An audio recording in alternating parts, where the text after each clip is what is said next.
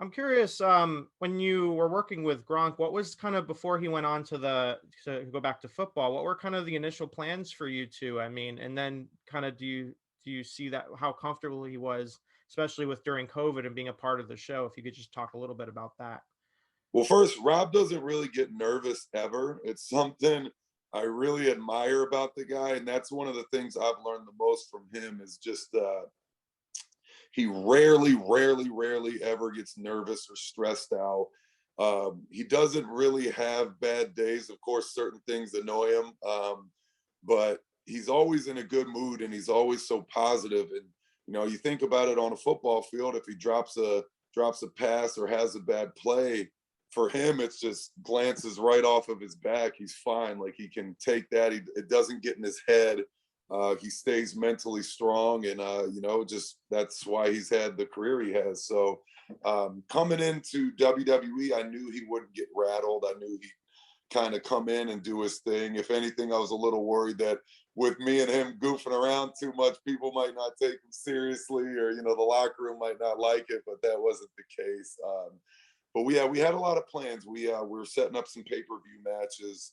The initial plan was for me and him to do a tag match at SummerSlam in Boston. So we were excited about that. That was going to lead to something 10 times more exciting than that.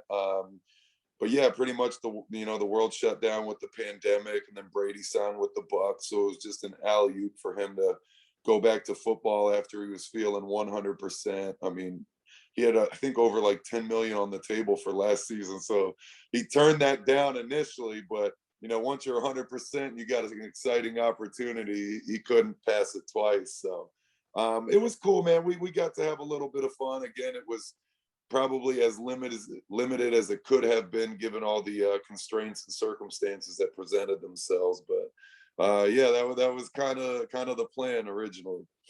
And do you now, without you being in WWE, but there's still time with without after football for you guys to reconnect. Do you guys still talk about what could be done now after his career with football and return? Did you get a sense that he might return to the ring with you?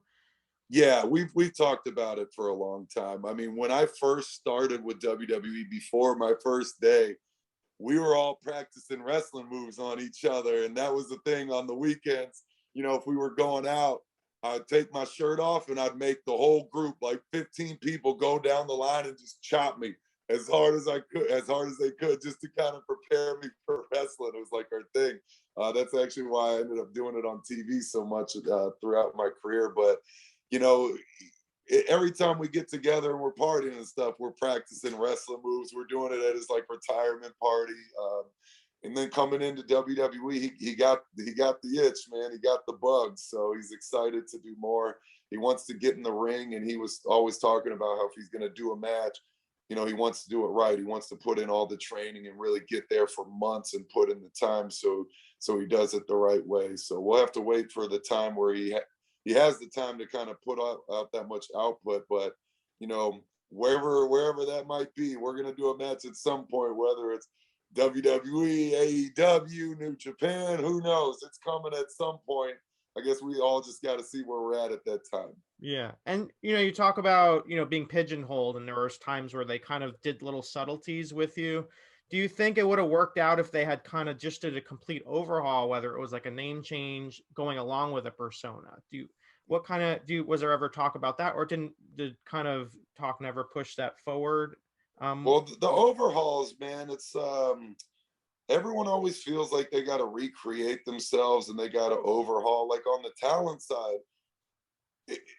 it's very unlikely for you to pitch any character if the machine isn't behind it. You're just not gonna get the time. Like you need the screen time to put in, to show you on the mic, to build your character, to get some decent match time in, whatever you need as a character to get you over. And if you're not getting it, it really doesn't matter how good the character is.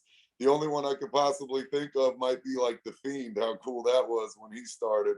You give that guy 30 seconds, everyone's hooked right away. But for like real life personas, it's just it's very unlikely for you to get that rub. Me personally, I never wanted to get away from the whole stay hype thing. I mean, that was my mantra. In WWE, it became, this guy that was just always excited and happy.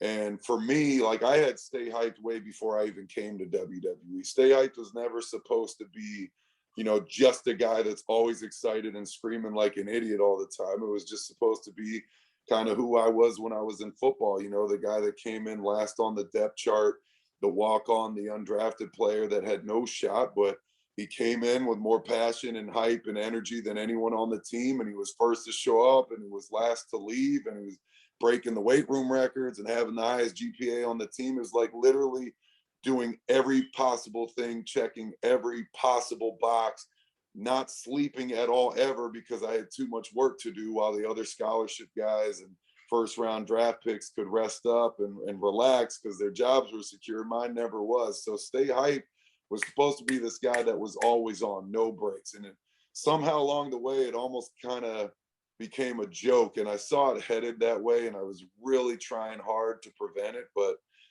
if that's how the script's written and that was the easiest way to present the character initially, I wasn't going to fight it or complain. You just try to pivot later. But I just felt like there was so much left under that Stay Hyped umbrella that we just didn't talk to. So I wanted to stay as Mojo. I wanted to keep Stay Hyped.